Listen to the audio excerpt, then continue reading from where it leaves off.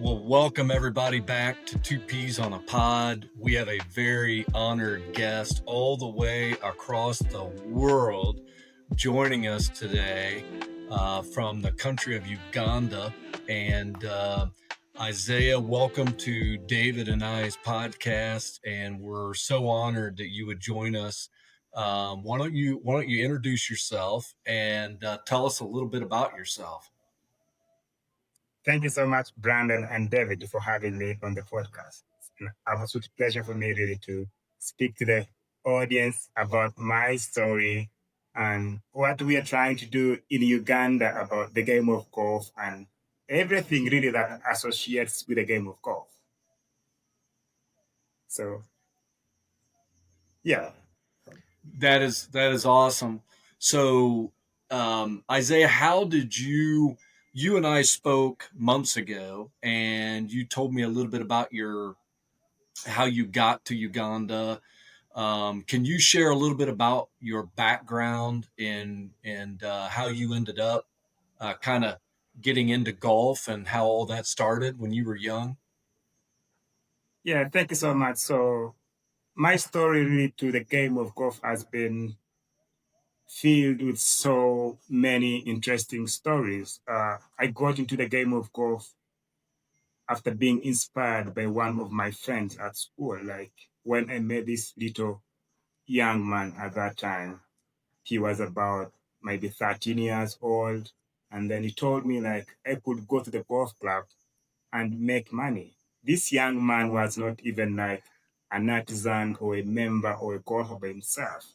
But he told me like, Isaiah, there are so many opportunities if you can go and you start like carrying golf bags at the golf club, and then you could get money from the members you're carrying golf bags for. And then I was like, oh, that's something I'd love to explore and try out. So by then I was still actually staying with my brother. So I went home and I told my brother that my colleague has convinced me that if I can go at the golf club and carry golf bags for the members who play golf, then I could be in position to make some money that could sustain me at school as well as my living. So my brother really like hesitated for me to go at the golf club because I have to say like in my family I'm the only golfer. So and golf in Uganda is a game that is still played by the elites, or it's a game that is still like played by the rich people. So if you're not rich, you can't really get into the game of golf. Like accessibility is still very limited. And when I talk about like the game of golf in Uganda, I'm talking about the game was established way back in 1901. That's before the birth of actually the country of Uganda. You know, Uganda got independence in 1962. Right. So when I talk about the game of golf in Uganda being introduced in 1901, someone can say like, oh, the game must be very developed. It must be like on a high level. But that's not the actual thing on the ground because of so many factors, which we shall need to discuss in this podcast as we continue sharing this conversation, really. But back to my journey. So when my little brother or my little friend convinced me to come at the golf club and start carrying golf bags. So my brother was by then staying about 7 kilometers away. So I would need to walk about 14 kilometers in total, for example, to move from home to the golf club and go back home. And then when I managed to come at the golf club, I still couldn't be allowed to carry golf bags because I didn't know like where to stand. So I was advised that I could go and look for lost golf balls in one of the bushes around the fairways. Yeah. I still do that. Yeah. Still do that I too. Still do that. Yeah. Trust me. Every time, because I my golf game is nowhere near as good as yours. So I'm always hitting it in crazy places where everybody else is hitting in crazy places. So I may not find my ball, but I'm gonna find at least good 3-4, maybe somebody else's. That's right. Mine's always in the water, Isaiah, or I am the one, if like there's only 2 trees on the whole golf course, I would find those 2 trees. That's just the way it is. Yeah, interesting. So where I used to go and pick these lost golf balls to sell to the members, actually the hole is called like the Valley of Tears. So this was the most like scaring hole on the entire golf course. So every time someone would hit a bad shot, it would end up in this forest, in this bush. And then maybe it was a fortune bush for me because that's where I got motivated. Every time I would go there and find a ball, then I would bring that ball and sell it to the members. Gotcha. Yeah. And then how much was it like to sell this golf ball? You can imagine. So this was maybe $0.25, really like to find a lost golf ball to sell to the member. So you'd find that golf ball and sell it to a member at a cost of maybe $0.25. So, but to me, that was like so important because Yeah. it motivated me. If I didn't find those lost golf balls, maybe I wouldn't be here speaking to you guys right now. Wow. My journey wouldn't have come to this stage where I am able to speak to you. And you were just 13 then? Yeah, I was still like a teenager by then, so I was about 11 years old. Wow. So Yeah. so you got interested in the game because your brother and a friend convinced you to go pick up golf balls and then sell them back to the members. That's what you did? Yes. And That is that really, amazing. yeah, I did that for some good time. And then after that, so I created friends who were already carrying golf bags for the members. So I started now like graduating from looking for lost golf balls to working with the boys who were carrying golf bags. So while working with them, I was learning where do you stand? How do you spot the golf ball for the member? Right. How do you clean the golf ball for the member? So I learned a lot like during that time because it was not just about learning how to carry the bag, but also to learn about the principles of being a caddy. Right.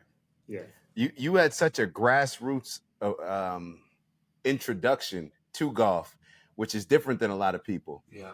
And I'm wondering, at what point was it that made you fall in love with the actual game of golf? Because obviously you started it just doing it as something that could make money. Then, as you said, that you learned more and more about golf. At what point did you say, hey, I actually like this game? This is something that I want to get into? Yeah, so after that period of time of working with the boys, so I learned how to carry golf bag. So I got actually a member whom to carry golf bag for. So actually his name is Jimmy Ategeka. So he liked me. So every time actually, because I couldn't come at the golf club every day because I had to go to school. So I would come at the club every weekend on Saturday and Sunday. And then I would find this particular member, carry for him his golf bag. And then he pays me for every day I would carry a bag for him. So that process really gave me more motivation.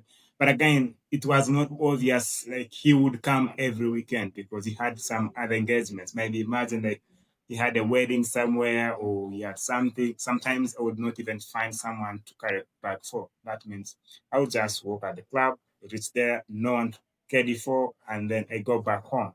And that would really be something hurting, but again, it's something that again built my resistance or built my team, my spirit that even if maybe something good doesn't happen in your favor on this particular day, maybe something good would happen on the next day. So I will still come back the next day, even if it wasn't around, or even if I never had a chance to carry a bag for anyone.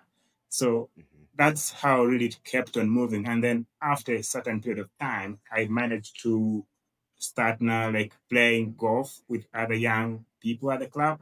So that also motivated me. And then I was told by the club, you could actually do some work for the club and they allow you to play golf for free. So we call it the artisanship here in Uganda and some of the other African golf clubs.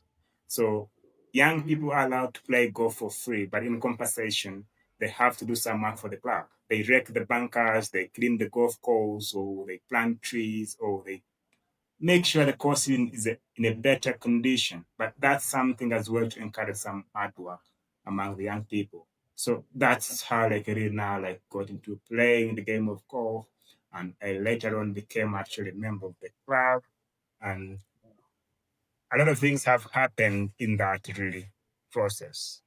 How old are you now, Isaiah? Wow, I'm very old to mention to the Nah, audience, but I should be very old. Yeah. I'm sure you're not. No. It's one of those games where, at least for me, you have to play a lot. You have to play for a very long time to get good at, and it's not one of those games that you could just pick up, maybe like soccer or football. Let me say football, or and I say I'm not talking about American football. I'm talking about what we call soccer. Yeah. These games are much simpler to understand, to even play. Golf is probably the most difficult thing outside of maybe hitting a 90-mile-per-hour baseball for people to get good at and perfect their craft.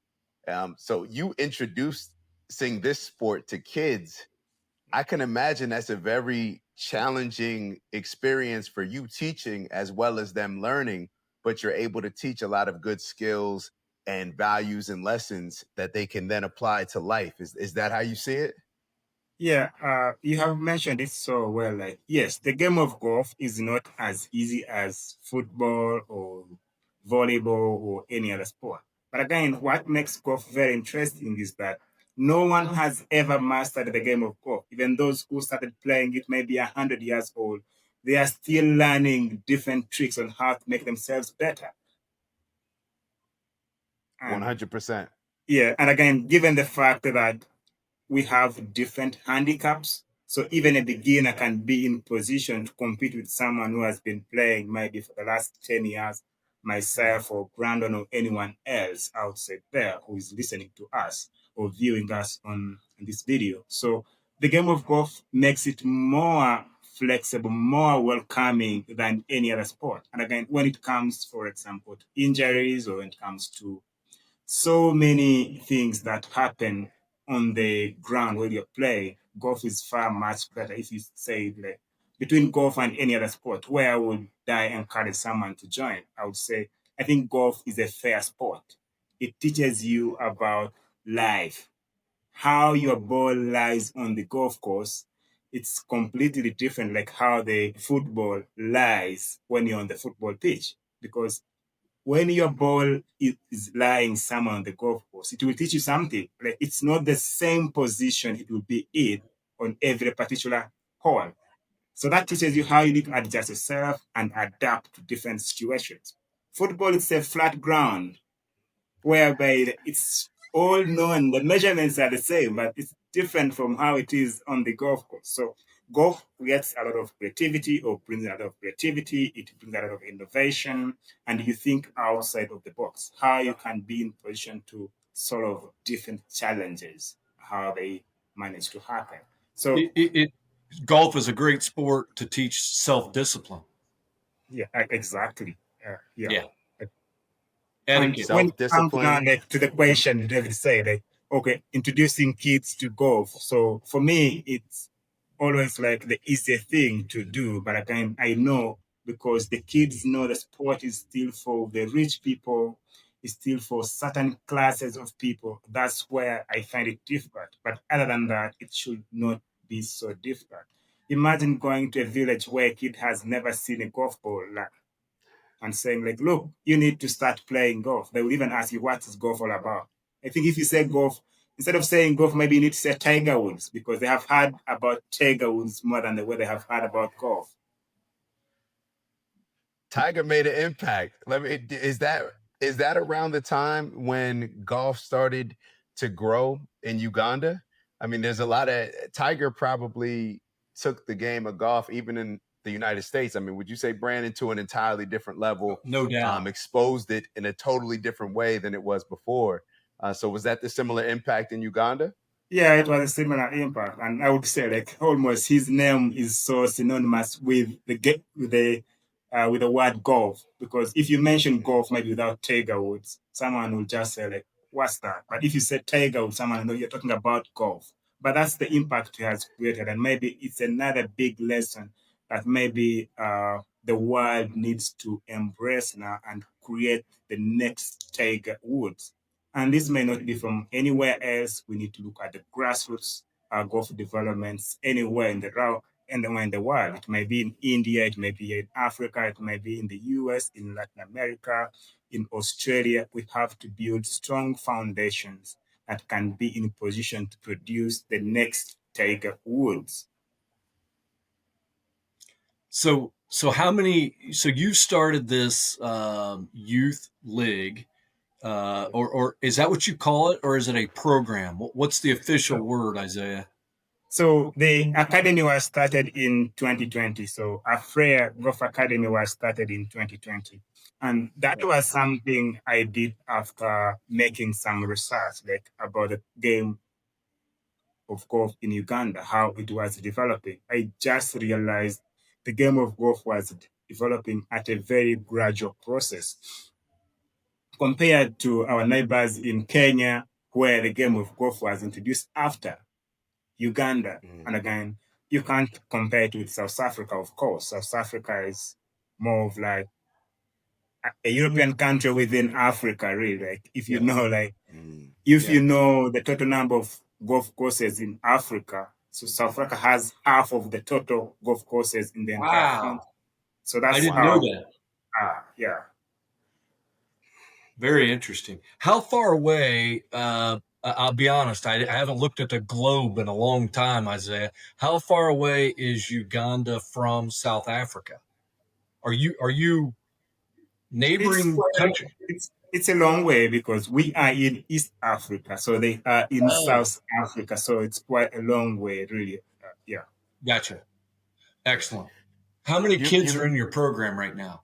So the academy has about 1,000 kids, and we have 31 schools that we work with, where we introduce the game of golf and we talk about all things golf is all about. Let it be about healthy benefits of the game of golf, the environmental benefits of the game of golf, and the benefits of playing golf as a profession. And let it also be things like greenkeeping opportunities, because what we understand about the game of golf, for me, it's not about just getting the kids to become the best golf professionals, but there are also opportunities where the kids can be in position to learn the game of golf, and alongside learning the game of golf, they also learn other life skills, which can become part of them, which can provide them with employment opportunity, because people have been able to underlook at some sectors within the game of golf, like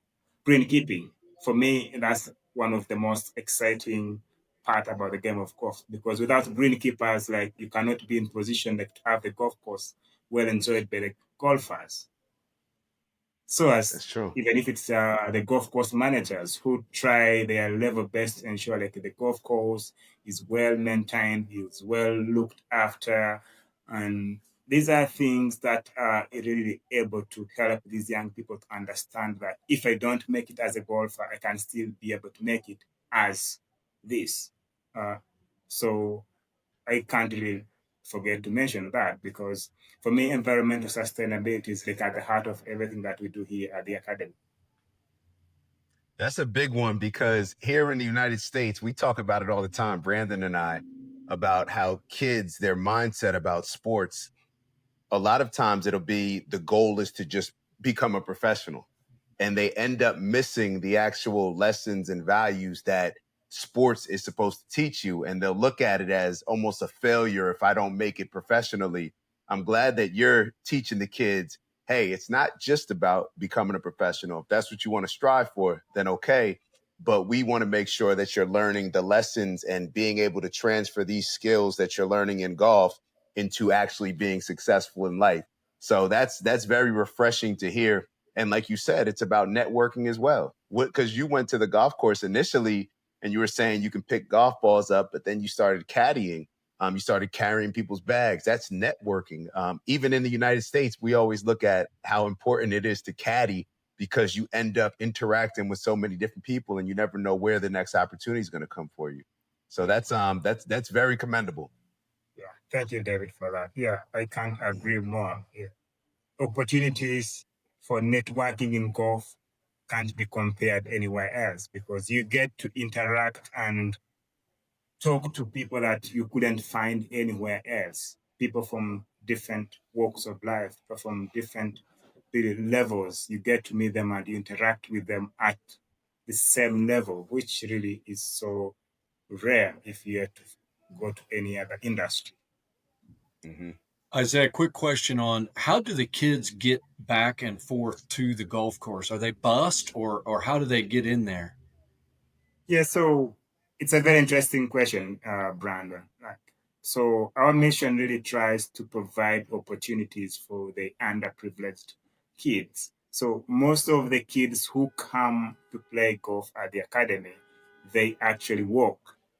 So their story is not so different from mine. So most of them, they have to walk from their homes, come at the club, then play the game of golf. After playing for 3 hours, they walk back to their respective homes. So that's how it is. And it's about being resilient. It's about being hardworking. It's about having that zeal and passion really for the game. If it's not there, these kids wouldn't be playing the So game.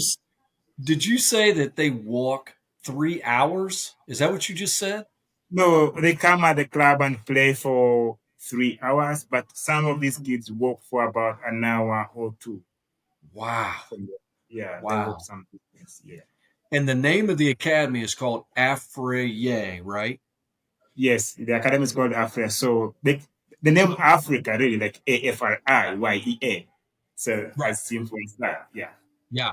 Yeah. I thought that's what, yeah, I saw that in your biographical information. And so for the audience, Isaiah and I connected through LinkedIn, and we I don't remember how long ago, but we actually had a phone call, and Isaiah's walking around his village on his cell phone, and it was just amazing because I could hear the background noise, I could hear everything going on around you. So the town you live in, what is the name of it? So I live in Fort Portal. Fort Portal. Yeah. Okay. What's the population? Do you know? Yeah, the population in Fort Portal is about 64,000 people. So we are still a Wow. small. Yeah. Okay. Okay. Yeah. And then is the golf course located right there? We're in the same town where you live? Yeah. So the golf course is about 1 kilometer from the city center. So just That's without. awesome. Yeah. That's So awesome. it's more like a green park, really. Like it's a green place within town, and it's a members golf club. Toro Club is a members golf club, and they have a membership of about 130 members. It's a beautiful, welcoming golf club. So it has nurtured myself and more other colleagues of mine, and we are proud of it. How it has been able to Well, really you nurture should be us. proud of what you're doing because, here in the United States, if you follow any of the world news and, you probably see a lot of things that puzzle you about our country. And believe me, we get puzzled by the same things that puzzle you sometimes as well. But it sounds like to me, you're onto something very special that you have been able to take such an important game that's been around, as you said, for a long, long time.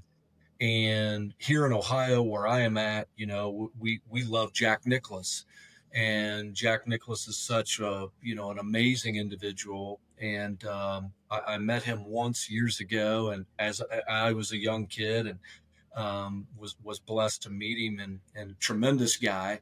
And so as we get spoiled at what we look like or look around in the United States of all these unbelievably well groomed golf courses, we run into the same things here, Isaiah, where sometimes the country clubs or the elite golf courses are for the extremely, extremely wealthy people. And then we have what's called public golf courses where everybody else goes. And, I think at least where I'm at in Ohio, we have done a really good job of people that own these uh, public golf courses have done a tremendous job of making the golf courses so beautiful, so welcoming. And I don't even notice it when I'm at a country club compared to when I'm at a public golf course. I mean, it's just well done. And so I commend you for working so hard there where you're at, because without the game of golf, you're right. Some young people, especially where you're at or where I'm at, the people that get to play that game, they are so lucky to get to play it because it does teach you values. It teaches you about patience, if nothing else. I mean, you go shank a ball somewhere and you're not swinging right, and you got to go do what David and I do and chase our ball all day long. It teaches you to be patient and to slow down and appreciate the game. And so I just can't say enough about what you're doing there. What a phenomenal project. And I know you're still looking for mentorship, correct? Yeah, so yeah, we have been able to also identify a gap. Like, what do we need to do? Because sometimes we've got to be people who can be able to solve the challenges that are within our environment or within our surroundings. So I realize most young people, especially in Uganda, and also believe in more developing countries, they lack role models. They lack people who can be able to guide them on their career path. So I was like, what do we need to do? So I was home and I was like, I think if we can be able to develop a program where we can be able to speak to different professionals, starting from our game of golf as a leverage to leverage on the game of golf, really, to get people who can be able to inspire our young people in Uganda for the start. And you never know, maybe in future, we can expand this program to benefit other young people in other developing countries or in other developed countries who are in need. So mentorship program is aiming at matching different professionals within the game of golf with young people in Uganda to who can become their role models or who can become people who can inspire them or people who can be in position to give them career guidance on their way to develop as individuals as they try to become the best versions of themselves. So this program has really like now been able to grow strong. For the last 3 weeks, I've been speaking to different people, and we have onboarded 27 mentors. 27 Wow. men in 3 weeks. And these Wow. mentors, people from Alberta in Canada, we have people from the US, we have some colleagues from Australia, we have people from Netherlands, we have people from the UK, we have people from Europe, people from Asia, United Arab Emirates. And all these are really people who are very passionate to share their knowledge, to share their expertise, to share their experiences with these young people in Africa to show them, like, look, you can be able to become the best version of yourself. And I'm very, really proud of all the people that have been able to accept our invitations. Can imagine people like Sarah Bennett, the former captain of PGA of UK and Ireland. She's part of this. We have a colleague from Netherlands, the CEO of the golf course uh, in who's based in Netherlands. She has been able to accept our invitation.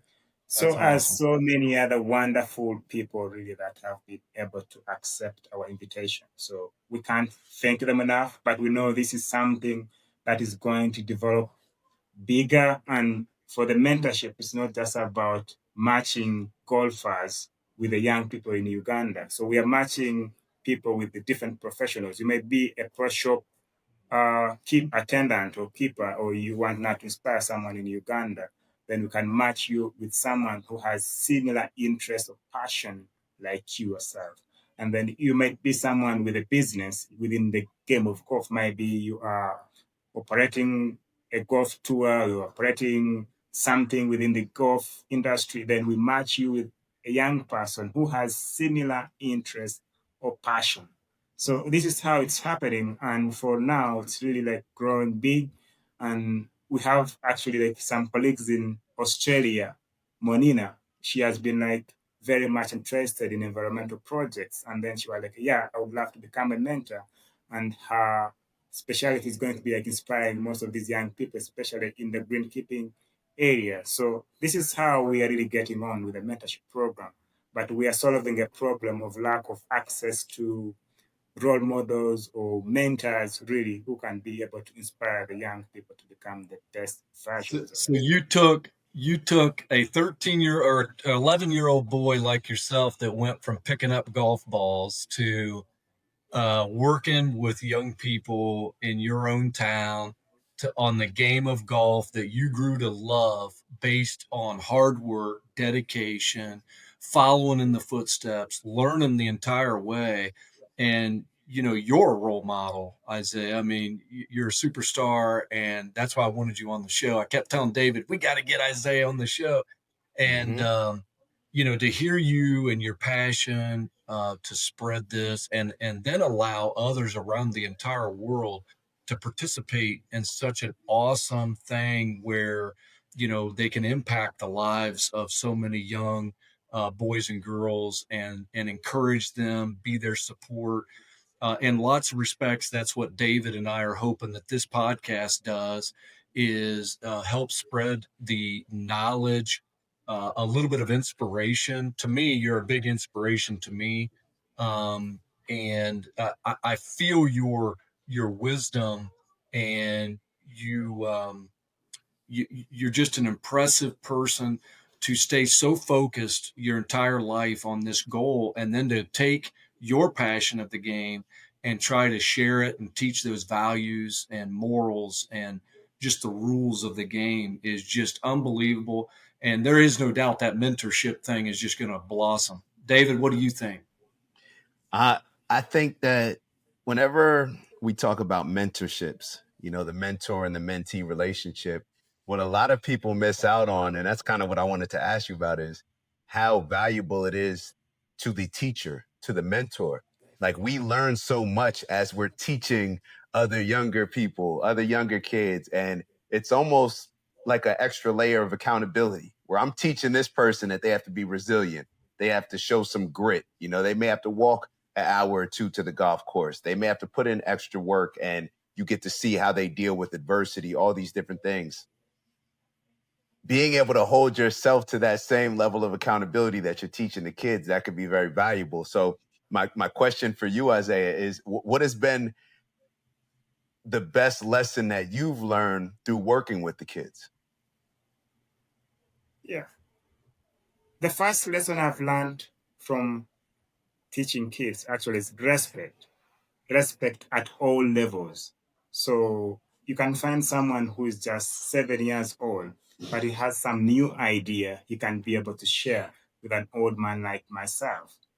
So again, it comes sometimes, the game of golf is like transgenerational. Like, you see, if you come on the golf course, a little boy of 11 years old can teach an old person of 25 years how to grip a golf club, how to improve your swing, how to make a swing better, how you can be able to control your pressure, how to breathe in and out in case you are feeling pressure or anxiety. So by just being with kids, we learn so much of the social skills, which we really need, especially in our current world, because without the social skills or without social respect for others, then we can't be able to have a community where we love each other, where we embrace each other. And again, when it comes to whatever Evan talks about, diversity and inclusion. So like, again, mentorship is about like exchanging the culture, sharing, embracing the culture of everybody. I like it. I like it. I like it a lot. You're setting the tone and setting a good example and putting things back in perspective. I know for me, I don't know about you, Brandon, but thank you for doing the work. Thank you for doing the work, because we could all invest in kids more. So Isaiah, we're going to wrap up. Again, it's been great to be in touch with you, and the world is a small place in lots of ways, and in other ways we're so far apart. And I think that word that you just used, which is respect, is so important, and I think it gets missed a lot. David and I, as an example, we really didn't know each other. We have never met in person, by the way. and we have only done conversations on the phone. We've texted each other. We've done these podcasts now, and it was because I respected the work that David was doing on his separate podcast that he does.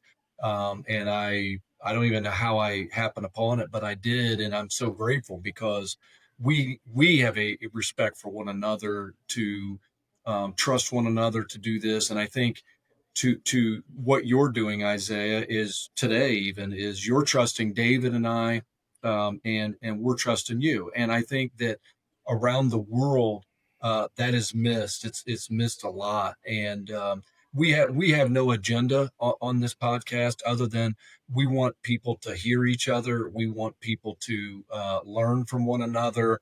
We love to have a lot of fun. And believe me, if you watch me play golf, Isaiah, you'd be laughing a lot. I love the game. I play it as often as I can, but I am not very good. And but for us, we're clear across the world, but it feels like we're sitting in the same room having a great conversation with you, and that's what this is about for us. And to really highlight the incredible work that's been going on, both where you're at, and then in other parts of our own country. We have another athlete that's getting ready to be interviewed here in the next few days that we're excited about. He's got a totally separate history, and be looking for that one as well, Isaiah. It's a spoiler alert. I'm not going to share his name yet, but pretty big time athlete. And so we're excited about stuff like that. But it's been an honor to speak with you, let you share your story today with us and our viewers. And we just I want to encourage people that watch this podcast later, please connect with Isaiah on LinkedIn and or wherever you can find his connections, and I would strongly consider being a mentor, and sign up to support these kids that are trusting Isaiah to kind of walk them through not only the game of golf, but growing up, and like we've all done. And but man, Godspeed to you, Isaiah, and congratulations on all you're doing. David? Yes, and I just want to, we'll make sure that we'll leave that very impactful video that you had on your website explaining your story around the organization in Afriyea. So that impacted me. So we'll make sure that we either include that link, or maybe you tell us if we can include it at the end of this. But either way, we'll make sure that we can get your message out there, your mission, and we can get as many people to support as possible, because you're doing some amazing things, brother. Thank you so much, Brandon. Thank you so much, David, for having me. Really. I've had a great time really chatting with you, sharing with you my story. And for me, it's just like really a conversation, sitting home and sharing like what my life has been like. So there's nothing I feel special about myself. So all I do is like really the simple things that I feel that should be done for other young people or for other fellows really around who are really passionate about the game of golf. And yeah, Brandon mentioned as well, like if I saw him playing, I would laugh because maybe he doesn't play well. But one thing I would say, like I personally learn a lot from playing bad golf than playing good golf. When you play good golf, you have nothing to learn.